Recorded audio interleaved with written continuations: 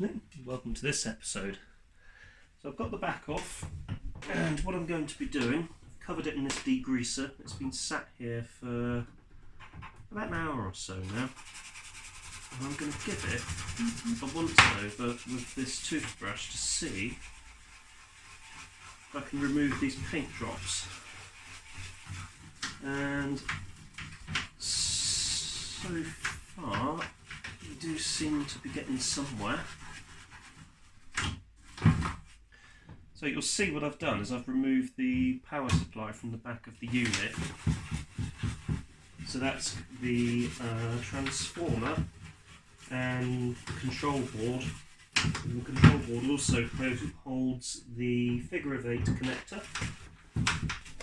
It also holds the 12 volt DC input as well.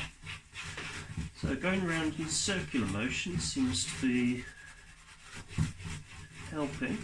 So the toothbrush, it's quite soft bristles, so it's actually quite good to use on things like this because it's not going to destroy the overall finish, but it is going to get us right into the nooks and crannies and allow us to really get rid of all of that dirt that has collected over the years.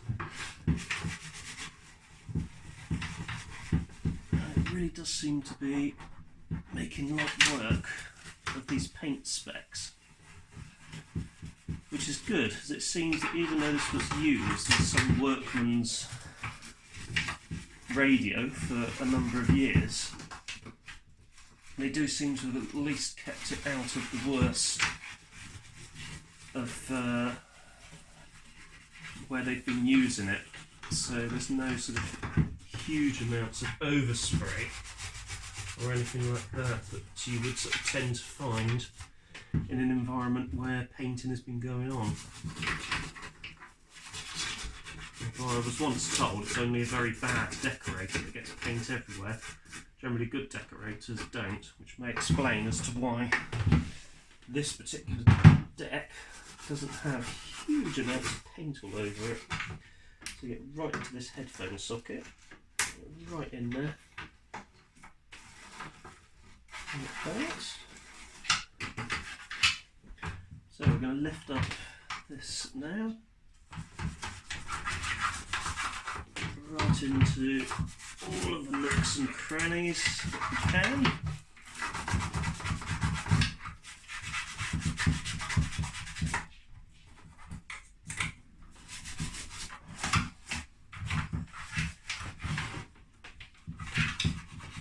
You can actually see in the bath where I've left this for about an hour or so, all of the, there's a lot of sort of dirt that's come off of it. So I sprayed all of the inside as well, and that's done quite a good job of getting into these vents where there's sort of little bits of dirt.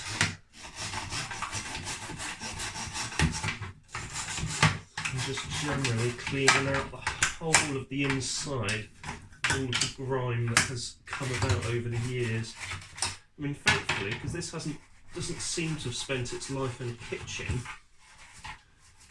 doesn't seem to have huge amounts of grease all over it, which is good. So I really want to get down into this bit here. So you've got that little bridge. I'll do the same on the other side.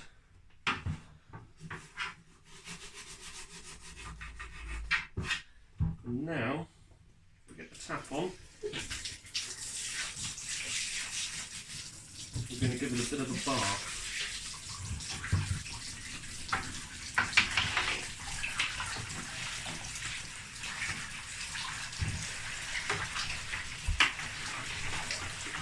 So basically, get it submerged.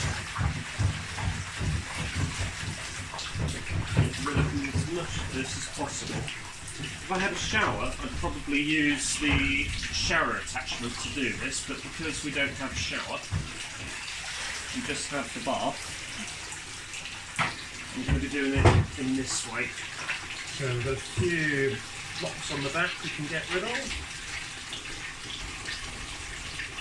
There we go. try not to, as far as possible, destroy any of the stickers that we have on here, because they are original stickers and it would be nice as far as possible to keep hold of those. We've got these wet pads here, so this will all need to be dried out thoroughly. There's a sticker in there which I'm going to try and keep from peeling, which is actually an build inspection sticker. All of these vents, everything really scrubbed really well.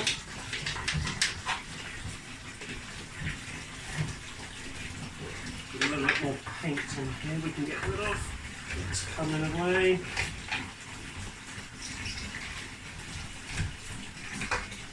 And up and over.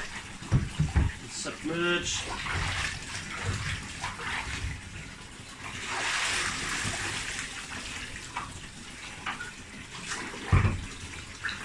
And do a little bit on here as well.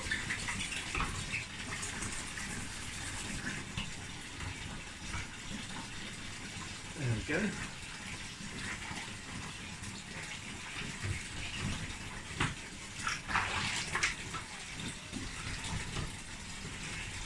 That's already looking 100 times better.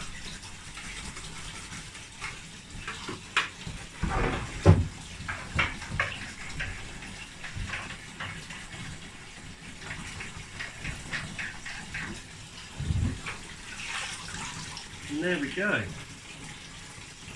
So what I'm going to do now is I'll leave that like that, turn the tap off, final run on the back here. I wonder if I can actually get this off the handle when it's being scraped against something. Yeah, that does seem to have come up. A little bit on the back there.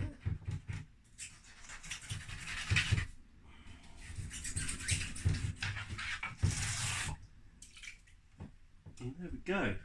So let's drain the bath.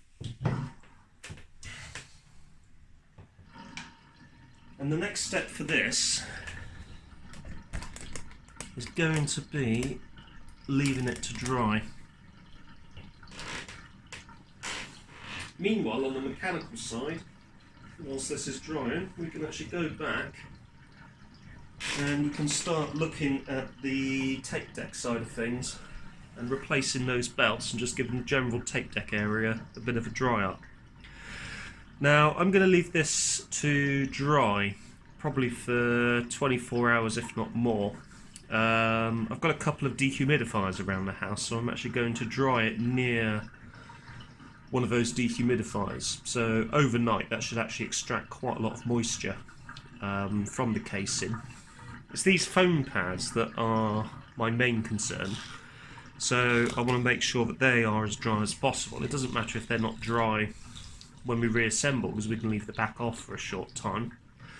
But ultimately I want them to be dried out before we sort of put the unit back into commission.